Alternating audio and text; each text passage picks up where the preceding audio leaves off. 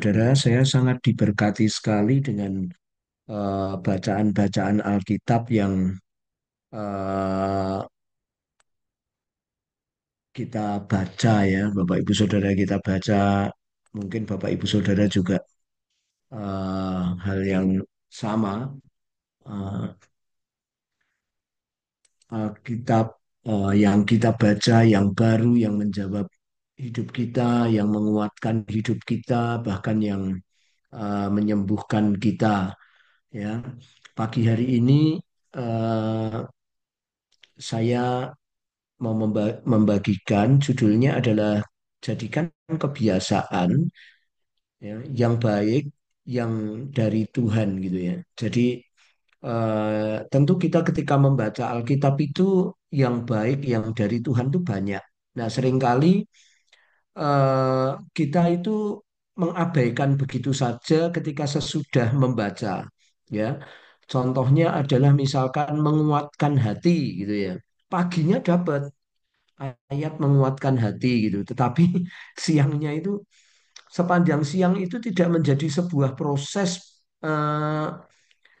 bagaimana menguatkan hati itu menjadi sebuah gaya hidup gitu, menjadi sebuah sifat, menjadi daging gitu di dalam hidup kita gitu ya. Nah, pada waktu kemarin saya membaca itu Tuhan memberikan kepada saya pengertian yang lebih mendalam, lebih detail ya, supaya apa yang telah Tuhan nyatakan gitu ya, itu dijadikan kebiasaan gitu. Apa yang telah Tuhan bukakan itu dijadikan sebuah kebiasaan. Nah, kadangkala kita membaca Alkitab ya, apalagi misalkan ada tuntutan aba gitu, kita baca lalu siangnya itu lupa apa yang dibaca gitu. Nah, apa yang tidak direnungkan, tidak sementara kalau kita menjadikan itu dalam daging kita, kita butuh merenungkan, butuh memperkatakan, butuh mengingat, butuh men-sharingkan kepada teman-teman. Nah, itu baru bisa menjadi sebuah nempel di daging kita ya. Nah, ya, ini ayat firman Tuhan. Ya, 2 Tawarin 16 ayat 7 dan 2 Tawarin 16 ayat 12. Pada waktu itu datanglah Hanani pelihat itu kepada Asa Raja Yehuda. Katanya kepadanya, karena engkau bersandar kepada Raja Aram dan tidak bersandar kepada Tuhan Allahmu, oleh karena itu terluputlah tentara Raja Aram dari tanganmu.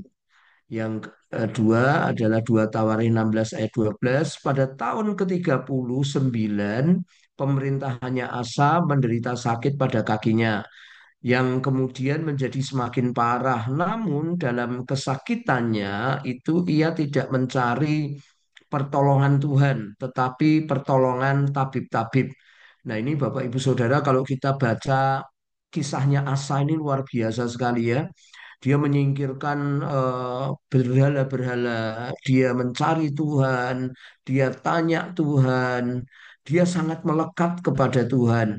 Ya, Bapak Ibu Saudara, dia segala sesuatu pokoknya Tuhan gitu.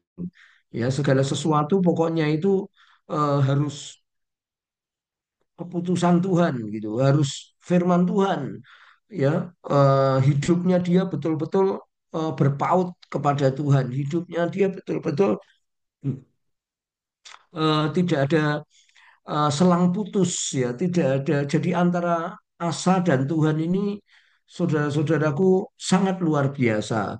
Tetapi kita mendapati ayat 7 itu pada waktu Asa diserang oleh Raja Israel, saudara-saudaraku, maka Asa tidak bertanya kepada Tuhan seperti yang sebelumnya, tetapi dia justru menyandarkan kekuatannya, harapannya, keinginannya, ya mungkin ada kekhawatiran dan ketakutannya kepada Raja Aram, saudara-saudara. Dia tidak bersandar kepada Tuhan. Dan kemudian ayat 12 itu terulang, saudara-saudara ya. Eh, dia pada waktu sakit, ya, eh, itu tidak mencari pertolongan Tuhan. Jadi yang pertama pada waktu pemerintahannya dia tidak mengandalkan Tuhan, dia tidak melekat kepada Tuhan, saudara-saudara. Dan yang kedua pada waktu pribadinya itu dia kena masalah, dia tidak mencari pertolongan Tuhan, tapi pertolongan, tapi bukan berarti kita anti dokter ya Bapak Ibu Saudara. Tetapi pertolongan Tuhan itu penting sekali ya, saudara. Nah, problema ini ya Bapak Ibu Saudara kayak belai kalau begini, saudara ya. Raja Asa menghadapi ancaman dari Raja Basa ini, saudara, dari Raja Israel ini, dia saudara-saudaraku jiwanya terancam ya. Dia punya ketakutan tersendiri, emosi negatifnya dia muncul, saudara-saudara ya. Ya, mungkin kita menghadapi hal-hal yang sama di dalam hidup kita, punya ketakutan, punya kekhawatiran, punya masalah gitu ya, saudara-saudara. Siapa yang kita cari? Ya, baik kalau kita mengandalkan orang lain atau mengandalkan diri sendiri. Yang kedua adalah Raja Asa tidak mengandalkan Tuhan. Ketika Raja Baisa ini, saudara, Raja Israel mau menyerang ya, dia justru mengandalkan Raja Aram untuk menghadapi Raja Baisa. Ya, saudara-saudara. Jadi eh, dengan anehnya adalah poin 4 ini, Raja Asa ini memakai persembahan perbendaharaan rumah Tuhan untuk memberi Raja Aram supaya melawan Raja Baisa ini ya. Kemudian Raja Asa dalam kesakitan pun tidak minta pertolongan dari Tuhan. Jadi kita melihat dari bacaan ini, saudara-saudara ya, bagaimana Raja Asa ini dalam konflik hatinya, kemudian dia mulai mungkin mata buta, wis nganu wae lah, cari pembelaan dari Aram aja gitu ya, saudara-saudara ya. Nah, akhirnya makanya bacaan kita dia ditegur oleh pelihat ya. Penting sekali memang kita punya teman-teman yang punya penglihatan, punya kepekaan rohani ya, saudara-saudara, untuk mengingatkan kita, untuk juga memberitahukan kepada kita jika kita melenceng, kita meleset. Ya, banyak sekali kita mata buta. Ya, mungkin ada yang ngambil pinjaman online sehingga sekarang kesusahan ya. Mungkin juga kita ngejual apa, ngejual ini karena rasa emosi ya yang tidak tertahan, nafsu yang tidak terkendalikan, pengen memiliki sesuatu yang belum waktunya. Nah, oleh karena itu, saudara-saudara, penting sekali kita eh, menjadikan saudara-saudaraku, teman-teman yang peka terhadap rohani itu sebagai penasehat kita. Nah, Bapak Ibu Saudara, sebenarnya kalau kita membaca eh, pasal-pasal sebelumnya ya, saudara-saudara, dari kisahnya Asa ini, dia sebenarnya orang yang takut akan Tuhan gitu ya. Tetapi pada waktu kenyamanannya, dia tidak melatih apa yang selama ini dilakukan itu menjadi gaya hidupnya, menjadi kehidupan sehari-hari. Sehingga saudara-saudaraku, problemanya itu naik, saudara-saudara ya. Dan poin ini antara 1 sampai 5 ini, saudara-saudara, dialami oleh Raja Asa, saudara-saudara, karena dia tidak menjadikan apa yang sebelumnya itu bersama Tuhan itu menjadi sebuah eh, kebiasaan dalam hidupnya. Ya, saudara-saudara. Nah, ini yang terakhir, saudara-saudaraku, nilai apa yang dapat kita pelajari di sini dalam situasi aman, justru Raja Asa tidak membangun kebiasaan yang baik yang telah dilakukan sebelumnya. Kemudian yang kedua, mulai mengandalkan diri bahwa dirinya mampu tanpa Tuhan. Jadi saudara, dia meninggalkan pengandalannya Tuhan, menjadi mengambil kekuatan diri sendiri, hikmat diri sendiri, percaya pikiran diri sendiri. Nah, ini yang terjadi, saudara. Raja Asa dalam merespon teguran seorang utusan Tuhan, yaitu Hanani, tidak merespon dengan benar atau dengan kerendahan hati. Jadi ketika dia ditegur, dimasukkan, malah ini hamba Tuhan ini yang namanya Hanani ini dicerca, disiksa, saudara-saudara ya dimasukkan penjara malahan sama Asa. Nah, ini sikap yang tidak baik. Mestinya orang yang menegur kita, orang yang menasehati kita, kita harus positif, Bapak Ibu Saudara. Oh iya Kak, oh iya Bang, oh iya Pak, gitu. Oh iya Dek, gitu ya. Saya salah ya, gitu. Langsung kita bisa berubah. Nah, saudara-saudara penting sekali kita khususnya teman-teman gembala, mau gembala sel, mau gembala PA, mau gembala apalagi gembala jemaat, kita punya kepekaan rohani seperti yang saya ceritakan, saudara-saudara ya.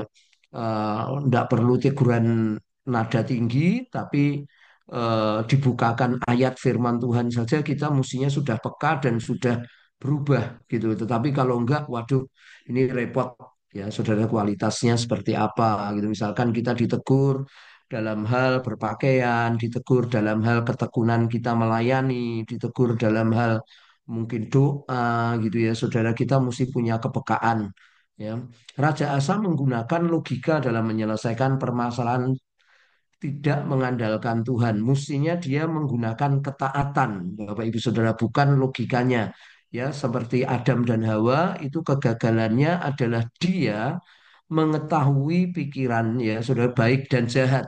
Mestinya dia melakukan ketaatan, tetapi dia justru memakan buah yang memberikan dia pengetahuan baik dan jahat. Saudara-saudara, dia mempertimbangkan dengan pengetahuan, ukurannya adalah baik dan tidak baik, jahat dan tidak jahat. Nah, itu saudara-saudaraku yang dilakukan oleh Asa, yang mestinya adalah taat saja gitu ya. Itu firman Tuhan gitu.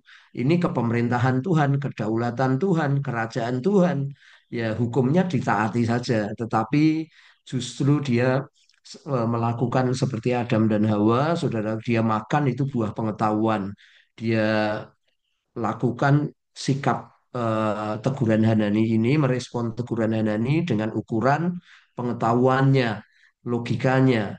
Oleh karena itu dia bisa tersesat. Mestinya saudara lakukan taati saja. Kemudian yang kelima, dalam masa akhir hidupnya dia sakit, tetapi memiliki kebiasaan, sudah menjadi kebiasaan justru mengandalkan apa yang dia punya dan logika-logika ya. Dia punya tabib-tabib, dia punya orang-orang pinter. Nah, inilah yang akhirnya menyesatkan dia. Dia punya keuangan gitu ya, dia punya kekayaan ya, yang akhirnya tidak sesuai lagi dengan firman Tuhan. Nah, mari Bapak Ibu Saudara, kalau kita dalam menjalani hidup ini kita bisa mengukur diri kita, apakah kita menjadikan kebiasaan-kebiasaan yang sudah Tuhan ajarkan itu menjadi kebiasaan dalam hidup kita. Memang tidak mudah, butuh waktu, butuh proses, butuh selalu diingatkan. Ya, kita kadang mengukur segala sesuatu dengan pengetahuan baik dan jahat, padahal itu yang dilarang oleh Tuhan. Kalau itu firman Tuhan ya jangan ditawar-tawar, itu taati saja selesai. Ya saudara-saudara ya, itu akan menolong kita dan membentuk kita menjadi orang-orang yang dewasa di dalam Tuhan. Mari kita berdoa.